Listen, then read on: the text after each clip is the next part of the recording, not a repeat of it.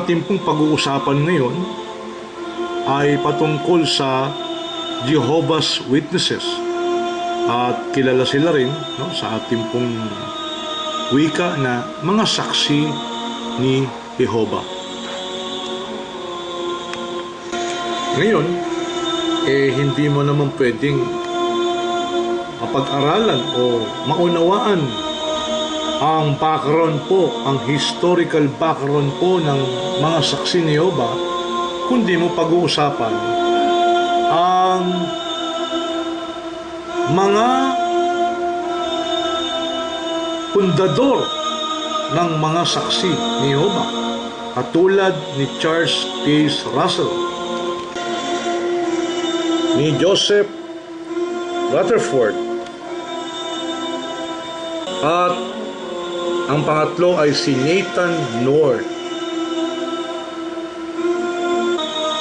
Si Charles Taze Russell ay ipinanganak noong 1852.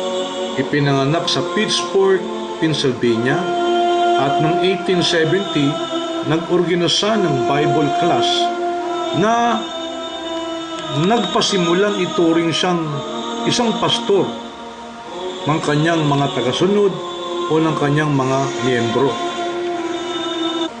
At noong 1879, itinatag niya ang magazine na Zion's Watchtower, kung saan yung Watchtower hanggang ngayon ay mababasa po natin na kanila pong ipinapamahagi. Namatay si Charles Russell noong 1916 at ayon sa Watchtower, siya ay nakapaglakbay ng mahigit na 1,000,000 miles at nakapagbigay ng 30,000 na sermons at sulat ng mga aklat na higit sa 50,000 pages. Kaya lang, bago siya mamatay, ay nag-iwan po ito ng malaking bangungot sa grupo po ng mga saksi ni Jehovah. Bakit po? Sapagkat siya po ay nanghula sa pagbabalik kuno ni Jesus. Una, noong 1874, kaya lang pumalpak. Pagkatapos binago niya, 1878, pumalpak na naman. Pagkatapos, noong 1874, dinipensahan niya, yes, bumalik si Kristo. Kaya lang, invisible daw yung pagdating ni Kristo noong 1874. Ibig sabihin, hindi siya nakita. Pagamat siya'y dumating, bumalik na magmuli, ay hindi siya nagpakita. Tapos, pumalpak noong 1874, palusot lang siya na invisible daw yung pagdating ni Jesus noong mga taong yun. Nag-invento rin siya ng aral na noong 1914 ay nagpasimulang maghari si Jesus sa langit. Na-expect nila noong 1914 supposed to be si Jesus ay magiging hari sa lupa, establish na yung kingdom of God. Meron siyang twist na ginawa. Noong 1914 instead, ay nagpasimulang naghari si Jesus, hindi sa lupa, ngunit sa langit. At sa taon ding ito ay kinuha ang mga hinirang ayon po sa aral ni Charles Russell. Sa makatwid, nag-iwan ng maraming palpak na hula, prophecy, itong si Charles Russell. Nung siya namatay, sinundan po siya ni Joseph F. Rutherford. Siya po yung naging ikalawang presidente ng Watchtower Society. Pinanganak po siya noong 1869. Ngayon, sa kanyang pamumuno, ay pinasimulang gamitin ang pangalang Jehovah's Witnesses. Ito ay ginamit noong 1931. Kailan po nagsimula yung pangalan ng saksi ni Jehovah o mga saksi ni Jehovah? 1931 lang po ito ginamit. At ang unang-unang nagpangalang pong ito, nagbigay ng pangalang saksi ni Jehovah, ay walang iba kundi si George Rutherford. Yung palang Jehovah's Witnesses, ito palang reliyong ito. Ang pangalan ng reliyong Jehovah's Witnesses o mga saksi ni Jehovah, noon lang pala ito na imbento noong taong 1931. At ang unang-unang gumamit nito, ang nagparehistro nito, Ang nagpanukala ng pangalang ito, ng samahang ito, pangalan ng samahang ito, ay walang iba kundi si Joseph Rutherford. Nagsimula lang pala ito noong 1931. Paano ako maniniwala na ito ang reliyon na ibinigay ng Diyos sa atin na dapat nating paniwalaan? Ito palang Jehovah's Witnesses, nagsimula lang noong 1931, mantakin mo. Wala palang saksi ni Jehovah. Unang-una yung salitang Jehovah, mali eh. Ipapaliwanag po natin mamaya yan. Ini-expose po natin ito, mga kapatid. Sa pamumuno ni Rutherford, nanghula rin pala to. Hinulaan niya na 1925, darating ang Kingdom of God, yung pinapangaral ng saksi ni Jehovah hanggang ngayon. Pag kumatok sila sa bahay nyo, sabihin patungkol sa ang itinuturo nila, yung sinasabi nilang kaharian ng Diyos. Hinulaan niya na 1925, darating ang kaharian ng Diyos dito sa lupa, babalik si Kristo. Kaya lang, natupad ba? Katulad din ni Charles Russell, nang hula sa pagdating ni Kristo sa wakas ng lupa, pumalpak din itong si Rutherford. Wala. 1925, darating daw ang kaharian ng Diyos. Hindi naman bumalik si Kristo rito. Nung namatay si Rutherford, sinundan siya ni Nathan Knorr. Ipinanganak noong 1905 at siya ang pumalit bilang presidente ng Watchtower hanggang 1977.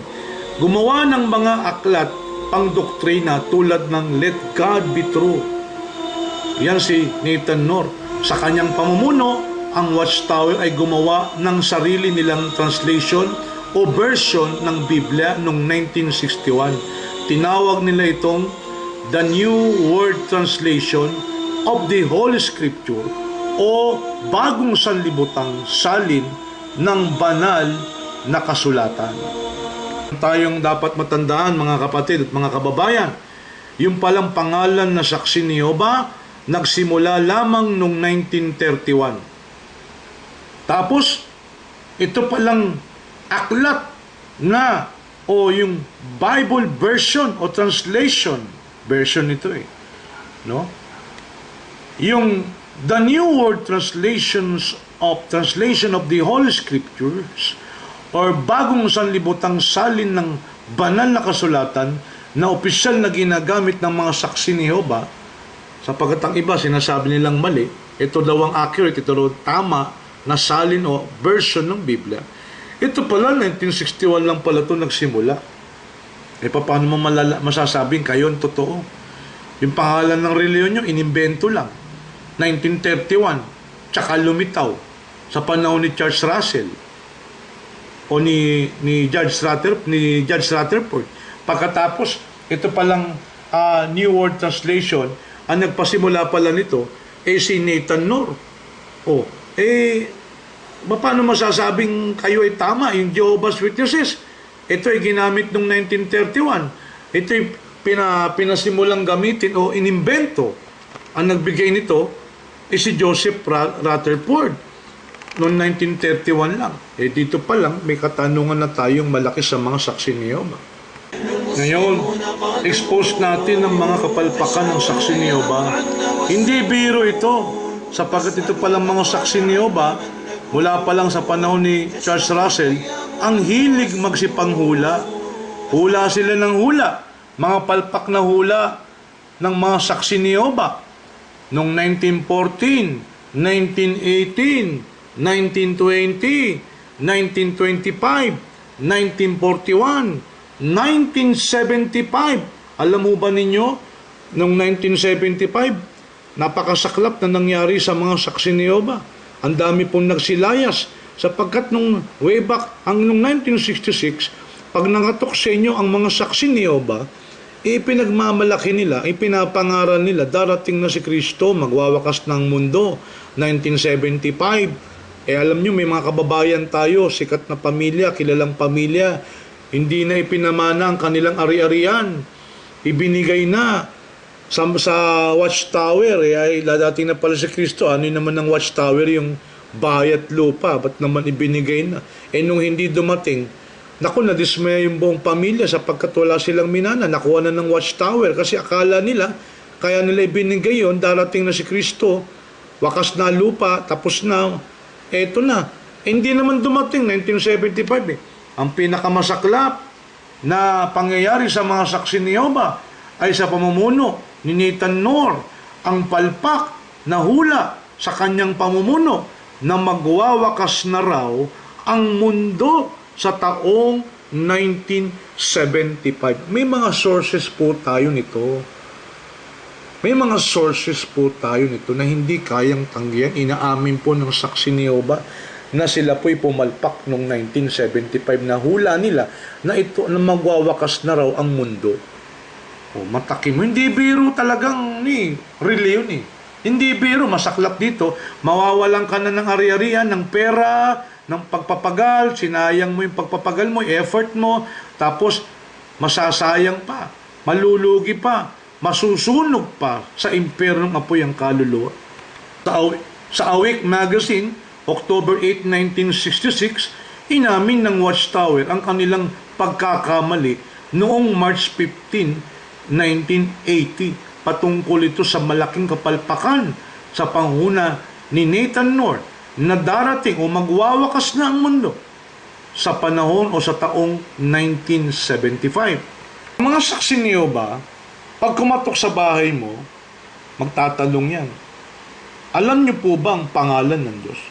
Ang pangalan daw ng Diyos, Jehovah. Alam mo ninyo mga kababayan, ito pong Yahweh na ginagamit ng ilan ay hindi naman po talaga Yahweh ang pangalan ng Diyos. At ilang beses na pong pinapatunayan ni Karasid ang mga bagay nito. Ngunit magpo-focus tayo sa paniniwala ng saksi ni Jehovah. Meron pong tinatawag na tetragrammaton, yung YHWH. Ngayon, paano ito naging Yahweh nung una? Yung Yahweh, ang nagpangalan po ng Yahweh ay mga Masoretes o mga Masorete. Ito, ang Masorete po ay mga grupo po ng mga Jewish scholar noong sa pagitan ng 6 to 10 century Christian era. Paano po nagsimula yung salitang Yahweh? Ang ginawa po ng mga Masorete, kinuha po yung vowel sa Adonai. Pagkatapos inilagay po sa YHWH, yun po ang naging Yahweh. Sa makatuwid, hindi po ang Diyos, hindi po ang mga propeta, ang unang gumamit ng salitang Yahweh. Ito po ay inimbento ng mga Masorete, mga Jewish scholar. Hindi po Diyos ang nagbigay ng salitang Yahweh. Kasi hindi na nila kayang basahin yung kanilang karakter. Puro consonant yan eh. Paano mo babasahin yung YHWH? Walang vowel, walang A, E, I, O, U. Kailan naman nagsimula yung salitang Jehovah? Yan ang masaklap ngayon. Ilang kayang saksi ni Jehovah nakakaalam nito?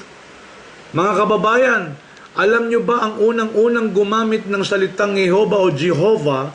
Walang iba kundi si Petrus Galatinus, isa pong confessor to Pope Leo X, na noong 1518 ay gumawa siya ng transliteration doon po sa tinatawag na tetragrammaton o po Hebrew letters, transliteration sa Latin letter na ginawa niyang JHVH. Together, yung vowels po ng Adonai ay na-produce po yung salitang Jehovah. Doon po nagsimula. Kailan po nagsimula? 1518. Sino po ang gumamit ng salitang Jehovah nag-imbento? Si Petrus Galatinus. Kaya mali pong saksi ni Jehovah. Yung palang Jehovah, imbento lang po pala ng tao yan. Hindi po nagpakilala ang Diyos sa pangalang Jehovah. Unang ginamit po ito noong 1580. Katoliko po ang gumamit ng salitang Jehovah o Jehovah. Mo itong mga saksi ni Jehovah. Hindi biro maniwala ka. Mantakin mo, maniwala ka na Jehovah pangalan ng Diyos. Ipinagpaunan natin yung may maling pagkakakala, nagsasabi ng maliban pa sa katotohanan patungkol kay Allah, patungkol sa Diyos, na lumalang sa atin, ikapapahamak po ng kaluluwa sa impyernong apoy. Ito palang saksi ni Jehovah. Jehovah kayo ng Jehovah. Mali pala Jehovah, invento lang ng tao. Ngayon may inamin yung mga saksi ni Jehovah. Sabi sa isang libro ng saksi ni Jehovah, while inclining to view the pronunciation Yahweh as the more correct way compared to Jehovah, we have retained the form Jehovah. Ano pong sabi? Bagamat yung pagbigkas ng Yahweh ay mas tama kumpara sa Jehovah, but we have retained the form Jehovah. Nanatili kaming gamitin ng Jehovah. Bakit po? Because of people's familiarity with it since the 14th century. Alam naman po ninyo, wala naman letter J sa Hebrew, wala naman letter J sa Greek. Nagkaroon ng J-sickness, lalo na nung 16th century. Yung mga Y, pinalitang J. Doon nagsimula yung salitang Jehovah. Mantakin mo, inamin pala ng saksi ni Jehovah, mali pala yung Jehovah, hindi pala mas proper yun. Santo, mababasa natin ito sa the New World Translations, Jehovah's Witnesses, no? Forward, page 25. Ayan, no? Tapos sa isang libro nila, inamin din nila, no? No ancient Greek manuscript that we possess today of the books from Matthew to Revelation contains God's name in full, the divine name that will endure forever. Watchtower booklet. Ano pong ibig sabihin natin dito? No? Yung mga saksi ni Jehovah, may pandaraya pong ginawa. Bakit? Sa kanilang salin na Biblia, yung pong tinatawag nilang sanlibutang New World Translation. Ito po, meron akong Bible nila Ang bagong sanlibutang salin. Ang bagong sanlibutang salin ng banal na kasulatan o New World Translation. Dito sa kanilang salin na ito, ang nakapagtataka ay inamin nila sa New Testament wala naman tetragrammaton. Pero pag pinasa mo yung salin nila na New World Translation, mababasa mo puro Jehovah. Samantalang wala pong salitang tetragrammaton o walang letter for letter words YHWH sa New Testament. Walang pangalan ng Diyos sa New Testament, kundi ang nakalagay po doon, kurios ng proper translation po ay Lord o Panginoon. Bakit sa salin ng saksi ni Jehovah, ang bagong sanlibutang salin ng banal na kasulatan? Bakit lahat ng kurios pinalitan yung Jehovah? Pandaraya po ito sa tao para palitawin ng pangalan ng Diyos daw ay Jehovah. Mali, wala pong Yahweh, walang Jehovah sa New Testament o sa Bagong Tipan. Saan nyo kinuha yung saling? Pinalitan nyo yung kurios sa Greek. Pinalitan yung Jehovah. Meron po kayong dapat aminin sa sambayanan, sa tao. Bakit ganun ang ginawa ninyo mga saksi ni Jehovah? May magtanong sa saksi ni Jehovah. Sa kanilang paniniwala, patungkol kay Jesus, sabi nila, sumusunod kami sa mga turo at halimbawa ni Jesus. Halimbawa ni Jesucristo at pinararangalan namin siya bilang aming tagapagligtas at bilang anak ng Diyos. Kaya lang ang problema saksi ni Jehovah, ito mga kababayan tip po ito ni Karashid. Tanungin mo saksi ni Jehovah, ano ba talaga si Jesus? Tao o Diyos? Sabi sa kanila, sa Biblia si Jesus hindi Diyos na makapangyarihan. Malabo no? Tingnan mo. May hindi ka maintindihan kung ano talaga paniniwala nila sa kay Kristo. Ang saksi ni Jehovah, tatandaan nyo, hindi masagot-sagot ng saksi ni Jehovah. Subukan ninyo pag kumatok sa bahay ninyo. Ano ba talaga si Jesus? Siya ba ay Diyos o tao? Ano ang kanyang kalagayan? Ang likas na kalagayan? Ang kanyang nature? Ano ba talaga si Kristo? Tao o Diyos? Tanungin mo. Ito, mga sagot ng saksi ni Jehovah, iba-iba. Depende sa kausap mo. Sabi ng iba, hindi siya, Diyos siya kasi anak siya ng Diyos. Tanungin mo, ganun ba? Di dalawa ang Diyos? Hindi, siya mighty God. Ang Almighty si Jehovah. Di dalawa pa rin. Isang mighty God at isang Almighty God. Hindi. Ang tunay na Diyos, yung Ama, si Jehovah. Si Kristo hindi tunay na Diyos. Ganun ba? Noong isang araw lang, may kausap tayo, ganyan ang sagot. Si Jesus, Diyos siya, pero hindi tunay na Diyos. Kung hindi tunay, di peke. Di ba? Hindi peke. Ano ba kabaliktaran ng tunay? Di ba peke? Kung si Kristo ay Diyos, pero hindi tunay na Diyos, di peke, peking Diyos. Kasi nalalaglag sila doon sa ano. Ano ba talaga si Kristo? Tao o Diyos? Pag sinabing ng saksi ni Jehovah di Diyos, ganito sabihin nyo, di naniniwala pala kayo na dalawang Diyos? Akala ko ba, saksi kayo na si Jehovah lang ang Diyos? Kung si Kristo ay Diyos, may palusot pa yung mga yan Small g daw si Kristo. God siya pero small g. Di ganun pa rin, dalawa ang Diyos. Isang big G na God at saka small g na God. Isa, mighty God siya. Di dalawa pa rin, isang almighty na God, si Jehovah. At saka isang mighty God na si Jesus. Kita mo, napupunta sa dilema. Iba naman, hindi siya Diyos. Nagkakamali po kayo. Ito ang bangungot ng saksi ni Jehovah. Tandaan nyo to, mga kababayan. Itanong nyo sa mga saksi ni Jehovah ang ganitong katanungan. Hindi parami pong saksi ni Jehovah, hindi po alam ang kanilang sariling Biblia. Ako po ay nagsasalita sa inyo base sa mga experience ko sa pakikipag-usap sa mga saksi ni Jehovah. Wala tayong personal na galit sa mga saksi ni Jehovah. Ang sinasabi lang natin dito, katulad ng sinasabi ng Quran, wajadilhum billati hiya ahsan. Tumuligsa ka sa kapamaraan ng mainam. Tumutuligsa tayo sa mga mali-maling aral ng saksi ni Jehovah. Ikapapahamak ng ating kaluluwa. Mga saksi ni Jehovah, bakit hindi nyo alam yung nasa Juan 1:18 ng inyong salin na bagong sanlibutang salin ng banal na kasulatan? Dito mismo sa inyong salin, version ng Bible ninyo. Maraming saksi ni Jehovah, hindi alam ang nakasulat dito. Anong tanong natin dito? Itong tanong nyo, kababayan, challenge po ito. Maniwala kayo, walang saksi ni Jehovah na makasasagot po sa inyo.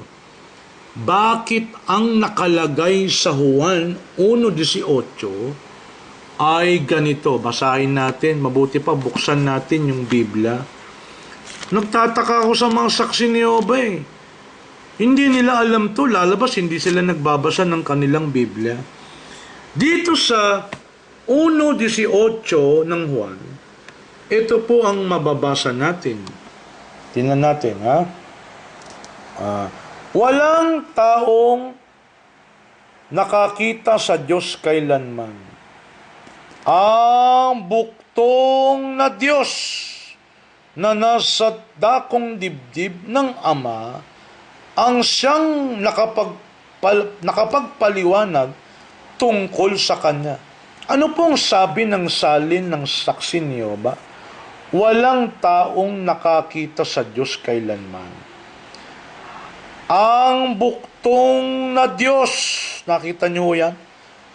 Buktong na Diyos, sa English, begotten God.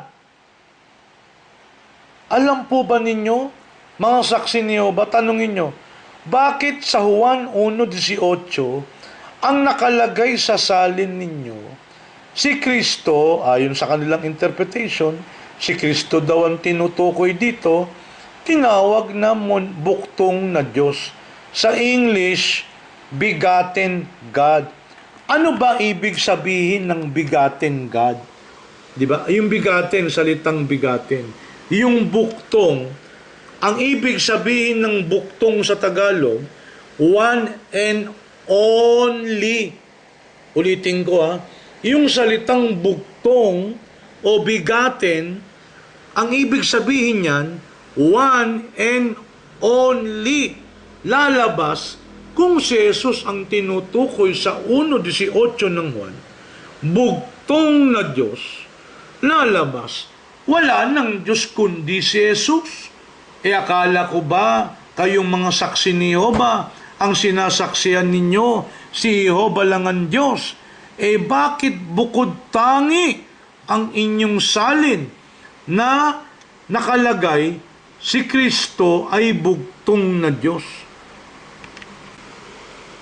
Bakit natin sinasabi na bukod tangi, mga kilalang version o translation na mga Biblia, bukod tangi yung sinasabi ng mga saksi ni Jehova na buktong na Diyos, sa Greek, monogenes theo.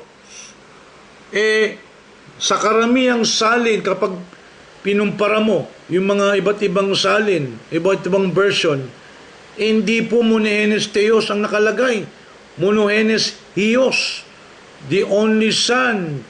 Sa ESV, ang nakalagay doon ay ganun din,